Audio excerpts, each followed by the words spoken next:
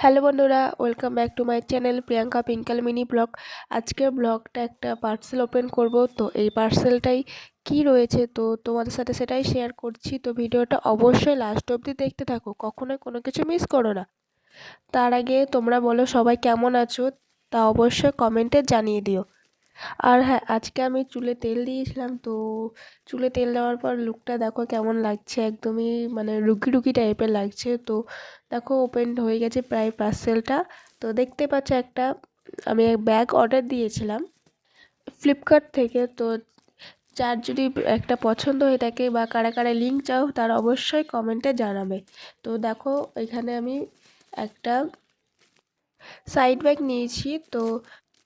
তো সাইড ব্যাগটা মোটামুটি ভালো এসেছে, খুব ভালো সেই জিনিসটা বলবো না, বাট প্রাইস হিসাবে সেই তুলনায় ঠিকই আছে।